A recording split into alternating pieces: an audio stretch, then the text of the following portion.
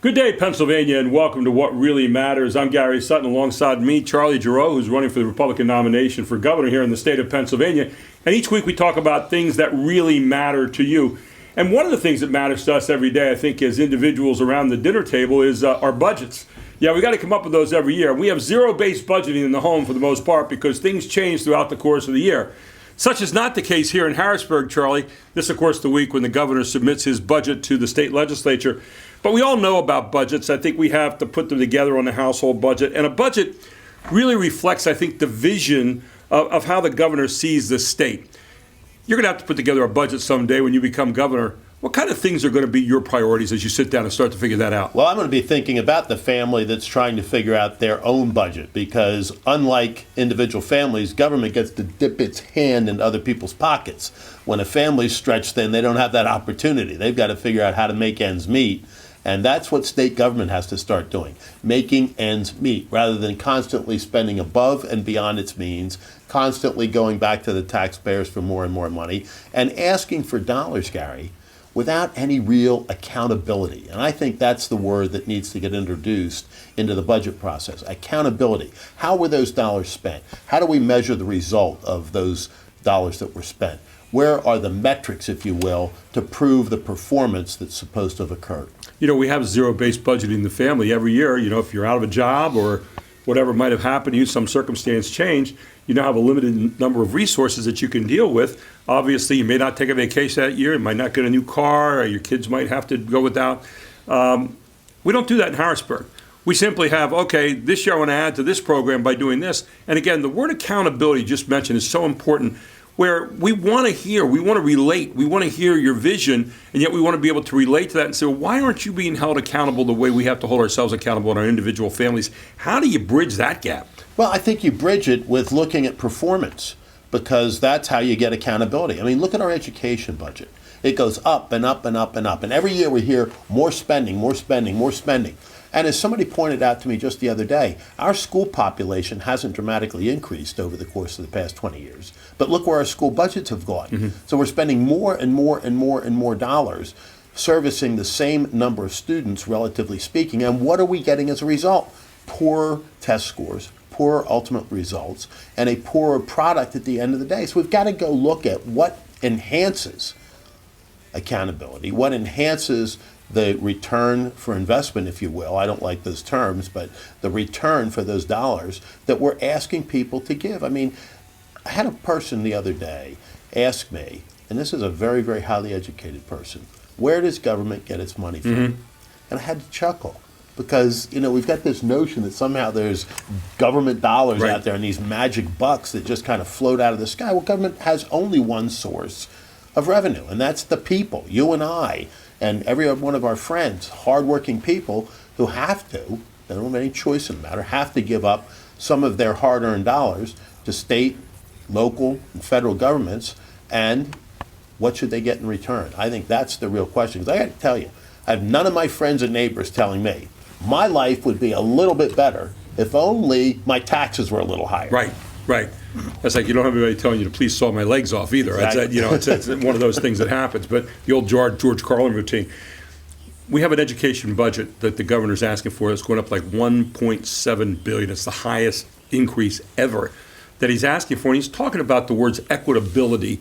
And I'm looking at districts right now in the state of Pennsylvania, for example, where you have low performance and yet high amounts per pupil. And in other places, lower amounts per pupil, higher performance. You want to talk about equitability, maybe we need to talk about, again, the accountability and what we're getting out of our public education here in the state of Pennsylvania. You bet, Gary. I mean, here's the prime example of why we need school choice. Right. Because a lot of students, a lot of kids, a lot of Pennsylvania's future, who, by the way, are entitled under our Constitution to a thorough and efficient education, are trapped in failing schools. And there's no way to describe these schools other than that way. They're failing us, they're failing our children. So why shouldn't those kids have the same opportunity as wealthier kids have to go to the school of their choice, to not have to go to the school that's in a zip code that's not serving them well, so that their parents can choose a path for their children that's better? That's what school choice is all about. That's why I've supported it from the beginning, and that's why I'll make it a major part of my administration. As a person who was a public educator for a long time, a product of public schools, had two parents that were principals and teachers in public schools, I'm in favor of school choice. And yet at the same time, I think many Pennsylvanians watching this might say, well, what about all the failing stuff you leave behind? What are all these shells that we leave behind of public schools? What do we do with them? How do we go in and maybe reform them in a way that we don't just leave a trail of failure behind us? Well, I don't think they're going to be shells, Gary. I mean, first of all, I don't think that's what occurs. Some students are going to go elsewhere, but Right. they may get filled by other students coming in. What they're going to have to do is create a better product, Right. create a better school, create a more successful situation. And by the way, both of my parents taught in public schools as well. So I understand the demands Right. on and for public school teachers. But ultimately, if we had more evangelical Christian schools, Catholic parochial schools, charter schools, whether they're brick and mortar or cyber, or homeschooling, I believe the public schools get better because competition works in all areas of life. It certainly will within the educational system. But we're locked in by teacher unions, and I think we all know what the big teacher unions do, and I don't think that everything they do works for the benefit of our kids. Well, a lot of it's become very political as well. Budgets is what we're talking about today. The governor said this week in his announcement the other day that we've got $3 billion in the coffers right now in surplus funds. Now, a lot of that's coming from the ARPA funds that came out of the federal government. We understand that. And yet at the same time, $3 billion, to me, that doesn't sound like surplus. That sounds like overtaxing. What do we do with those kind of things? How do you find the balance between rainy day funds, for example, when something comes up like COVID was a big emergency, and yet at the same time not overtaxing people where that money could be back in circulation here in a real authentic economy? Well, when you look at the school budgets, for example, Gary, Right. an awful lot of school districts are going to their citizens and saying, we need more money. Ergo, your taxes are going to go up. Where at the same time, they're sitting on pretty large surpluses, near the legal limit. That, to me, is a problem.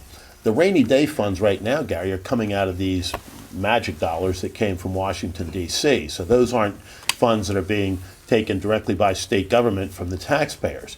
And Tom Wolf wants to spend them all. I mean, Tom Wolf never met a dollar he didn't want to spend and never met a dollar he didn't want to tax.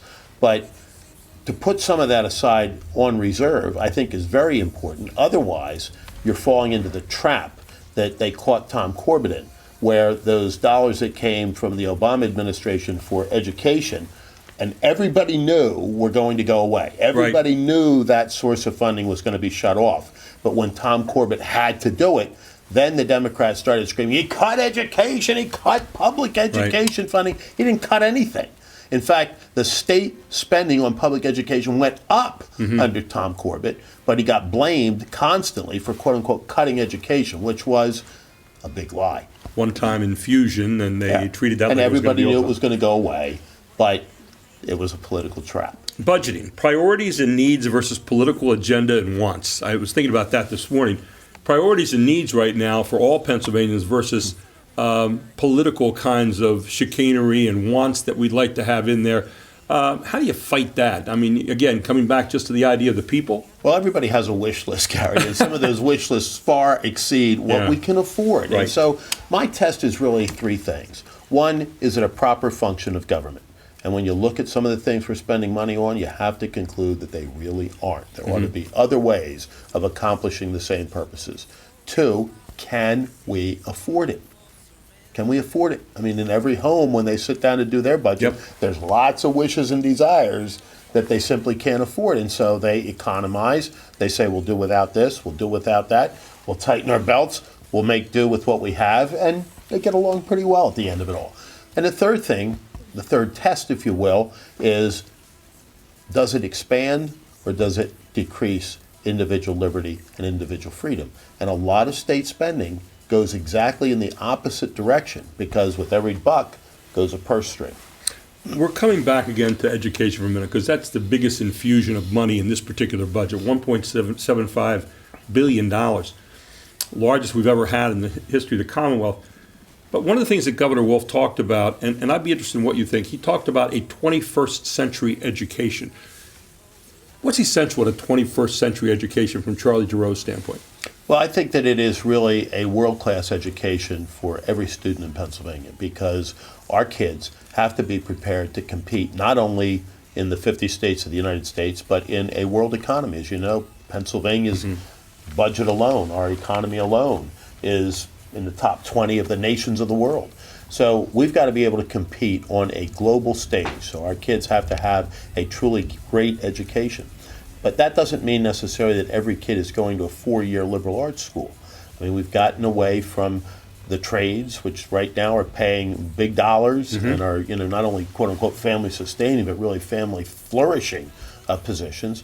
And so I think we've got to come back to the basics, teaching the basics in school, counseling our kids and our children in better ways about their future, and then providing multiple opportunities from the trades to very esoteric liberal arts degrees for the path that any given kid chooses to take. When you talk about the basics, of course, the computer has become a basic part of the 21st education, whereas when you and I went to school back in the 1800s, that was not the case. And I'm kidding a little bit, obviously, but Not too much. Where does that fit in? Obviously, there are kids that talk to me about the computer. They know far more than I do, but that's certainly a big part of the basics of education now. Well, technology drives everything, Absolutely. Gary. And as you know, my son is a technology genius, for Right. lack of a better word. And so he talks about things I have no comprehension Right. about what he's even referencing. But that's the wave of the future. And so if our kids aren't technologically proficient, Right. and in fact technologically excellent, they're going to be lagging behind. So sure, technology has a huge role to play. It's interesting when you think about our generation, for example, that we're the last generation to not have used a computer. Right. And after that, everybody grew up with it. It's just become part of their language. And You so it is used the something slide different. rule, I know. I never got that far. No, I wasn't that good. Some of the highlights of the governor's proposal this week, he talked about increasing the minimum wage to $12 an hour on July 1st and $15 an hour by 2028. And I'm thinking, here we are in 2022. 2028 is like a millennium away, it seems. really is. What is $15 an hour going to look like in 2028 when we're talking about $25 an hour or $50 Gary, an hour? I listened to Tom Wolfe go through that, Yeah. and I just wondered, where's he been? Because if you walk into any convenience store today, you'll see signs there for $18, $19, $20 an hour. So to be very, very blunt and very, very coarse, if you're working at the minimum wage right now, you're not looking around too much, because there are lots of opportunities for jobs that pay 2.5, sometimes 3 times what the minimum wage is. It's the opportunities are out there. You simply have to avail yourself. And the key is the market determined those prices. Wages and prices ought to be set by the market. We've said that all along. We've said that's one of the reasons why a government-mandated minimum wage isn't a good idea. But here you've got lots and lots of opportunities to work at way above the minimum wage. The minimum wage, as you know, was designed as a first step, Right. an opportunity into and onto the ladder of economic success. It wasn't supposed to be a quote-unquote family-sustaining wage. It never was intended to be that way. Go back and look at the original debates about minimum wage, and that was clear on both sides of the aisle, both the proponents and opponents of a minimum wage being mandated by government, that it wasn't supposed to be a family-sustaining situation. So there's lots of opportunities out there right now, and companies and businesses are begging for workers at pretty high wages. I mean, you think about an $18, $19, $20 an hour job with all sorts of perks going with it, signing bonuses, 401ks, tuition assistance, et cetera. It's interesting to me when we talk about minimums. It seems like we ought to be talking about maximums. How do we get to our maximum? How do we get to the open-ended idea of the sky's the limit for everybody? And that's where I think we missed the boat when we're talking about minimum wages. 18 to 25-year-olds, that was supposed to be an entry job. You talked about it here a moment ago. And yet now, kind of like snake oil, we're selling to people, well, somehow with $15 an hour, which is still a poverty number there if you're looking at trying to sustain a family, you're going to be able to do that. That really is selling the minimum of life, liberty, and pursuit of happiness here in America, instead of trying to say, how do we get you ready to reach a maximum in terms of this culture? And that ought to be it. How do we get you to the maximum? How do we provide the most opportunity? How do we provide the greatest number of paths to success? You can pick the one that you want. That's what individual liberty is all about. That's what personal responsibility, which goes with individual liberty, really reflects. The opportunity, not a guarantee of result, but a guarantee of opportunity for everybody to grab onto the ladder of economic success and personal success and to climb it. And when you do that, prosperity runs very, very close behind, and that rising tide really does lift all boats. You talked about the natural forces that shape prices here in the state of Pennsylvania. Every school district's a little bit different. We have over 500 school districts here in the state of Pennsylvania. We're cutting them down. We're down And to we're cutting them 500. down. Yeah, we're down to 500 now. We used to be up a lot higher than that. But when you look at it, every school district can afford certain things. Other school districts cannot. You get into a suburban Philly area school district, it's not going to be the same as one you're going to find, let's say, out in Windber, Pennsylvania. So you look at these school districts and you say, okay, how do we decide what we can pay the teachers? You decide based on the economy of that area. Governor comes out and says, I want to have a minimum of $45,000 for the opening school teacher. I wish I'd have been around for that, by the way, when I started teaching school. But the point being, how can you do that? Again, it's government contriving a number that you put out there that not every district can afford, and it's really unfair to do that. It shows, to me, a lack of really understanding what economics is really all about. Well, unfortunately, Tom Wolfe really doesn't understand basic economics. You know, he may have gone to MIT, but he didn't really focus on market forces, Right. on what really happens in the everyday world, and at the bottom line, to speak economically, what people can afford. And as I said, I have very, very few friends telling me, simply raise my taxes a little bit and my life is going to be a whole lot better. And that's what Tom Wolfe has been saying from the start. There's never been a situation where he didn't want to put more taxes onto the backs of working Pennsylvanians. I think we want to be able to relate again to a governor's vision in terms of how they're going to get things done. For example, $35 million for gun safety prevention, gun violence prevention. $35 million. So I say $35 million for gun violence prevention. What's that for? I'd like to see that broken down. I'd like to see what that's all about. And unfortunately, a lot of times, it's tough for us to grab a vision as citizens when someone just throws another number against the wall and we say, what is that? It's like when someone says, we're going to put 100,000 more police on the street. Nobody knows what that means. We need to have more explanation where it's real plain talk to people in terms of saying, here's how this relates to you. And we're not getting that right now. Well, this is the governor's last budget, and it's filled with a lot of political sophistry. And there's a prime example, Gary. He wants to use these words that they've poll tested, et cetera, and that sound very nice. But when the rubber meets the road, there's an awful lot of waste involved. And that's what really turns taxpayers off, because Right. they work really, really hard for those dollars. And when they see them wasted by Harrisburg bureaucrats, it makes them really angry, and it should.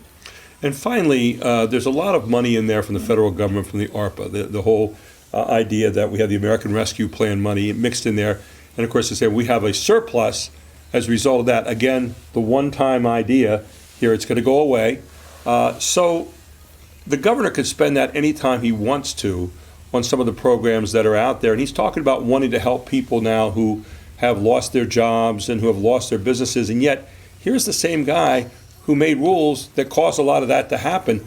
It's like setting a fire and then running out with the water to put it out. I don't know. You know, Gary, the very same thing struck my mind when he said those things. You know, these poor small businesses that are suffering. Well, why are they suffering? Because you shut them down and locked them down and closed them up. I mean, it really is like the kid who killed his parents and then cried that he was an orphan. I mean, it's just, it's beyond me. But thankfully, we're moving beyond the Wolf years. We now have his sidekick, Josh Shapiro, running. That's where I'm focusing my fire in this campaign, because, as I've told people all across Pennsylvania, as bad as the Wolf administration has been, a Josh Shapiro administration would be worse. And if, God forbid, he were governor for 4 years, we'd be looking back at the Wolf administration as the good old days. So, you know, the tax and spend policies of Tom Wolfe have been a total and complete failure.